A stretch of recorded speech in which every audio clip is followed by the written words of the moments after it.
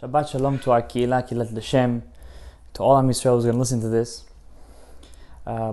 It's been almost 7 weeks since we've been in this quarantine, away from our Batei Midrashot and away from our yeshivot. This week's parasha is Achrei Mot-Kedoshim. Dozens and dozens of mitzvot, more than 40 mitzvot are recorded in these two parashiot together. Parsha Kedoshim is one of the 3 parashiot in the Torah Akdosha that has the most mitzvot recorded in it. And once again, Parshat Kedoshim starts with the letter Kuf. Besod HaKetoret, Besod Kedusha. And we have to do a little cheshbon nefesh. We feel that things are getting better. Situation is getting better. Restrictions are being lifted. In all parts of the world, restrictions are being lifted. But yet, have things really become better? We have to see this in the correct light. The truth is, nothing has changed. But a human being has an issue.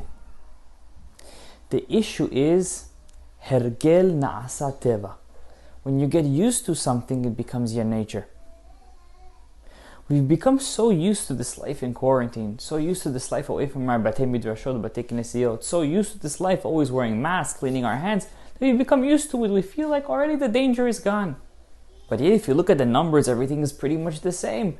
It might have plateaued, might have become a little less, but everything is still the same. So why do we feel that things have become better? Because we've gotten used to it. And that was the issue with Am Yisrael when they came out of Egypt. When they saw that the Egyptians were running after them, they said, let's go back to Egypt. You might ask yourself, how? You were just a slave for 210 years. How could you want to go back to Egypt? Through the whip, through the labor. Because they got used to it. When you get used to something, that's the greatest danger.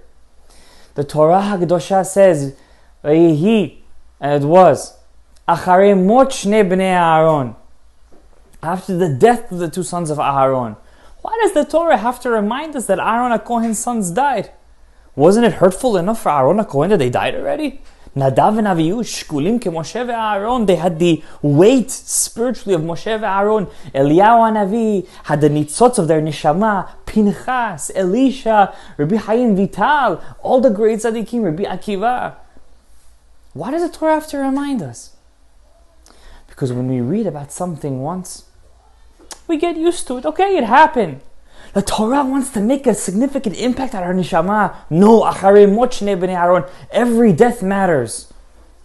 Don't think that people are dying every day. Okay, this one died, this one passed away, that one passed away. Okay, people are passing away. What can we do? No, the Torah says, Achrei Mot Shnei Bnei Aaron. Every day has to be as significant as it was when it happened. And then Kedoshim, then you could become Kadosh. When we lose our sense of now, we lose our power of Kedusha. But when we feel that the hergel is not a teva, that the getting used to is not a nature, then we could break from our cocoon and we could become the real Kedoshim. And what does Parashat Kedoshim say? Ve'ahavta l're'acha kamocha. Love your fellow like you love yourself. And the Rambam explains, don't do to your friend what you wouldn't do to yourself.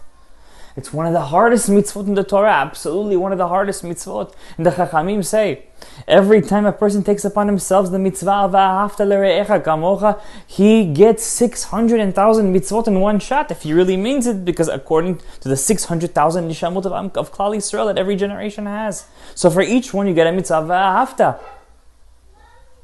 And then the Torah says, Lo tikom ve'lo titod, do not take revenge and do not hold a grudge. Such a hard mitzvah. Such a hard mitzvah. It's not chasidus. It's not going above the law. Rather, it's a mitzvah. Lo tinkom, do not take revenge. Ve'lo titor, do not hold a grudge. A very, very hard mitzvah to do. And I want to explain it with a parable that the Chafetz Chaim said. The Chafetz Chaim said, what is the meaning of do not take revenge, do not hold a grudge? If you would go out to the street and you would be looking for a guy named Shimon, you would say, to the guy passing by, "Are you Shimon?" He would say, "No, I'm not Shimon." The next guy, are you Shimon? No, I'm not Shimon. Are you Shimon? No. Would you feel bad that they told you no? Absolutely not. He's not Shimon. If you ask your friend for a favor and he says, no, I cannot help you, why do you feel bad? He's not the person that was allotted by heaven, by a Kadosh Baruch Hu to help you. So why should you feel bad? It's an unbelievable thought. Chafetz Chaim says it's so simple but so unbelievable. It's something that we have to work on upon ourselves day in and day out. It's a mitzvah deoraita. It's a mitzvah midoraita. May Hashem give us the power, even though we're away from each other, to be mekayim the mitzvah Achrei Mot, that everything that happens in our life should feel as special and as powerful as it just happened, and we should be kiddushim, that we should have this sense of love for our fellow Jew. Another thing I want to say, Rabotai, unfortunately, since we got so used to the situation, we have forgotten to daven to stop this whole pandemic. We've stopped doing ketoret as we used to. We've stopped doing so many stuff. Rabotai, I want to give you guys a reminder.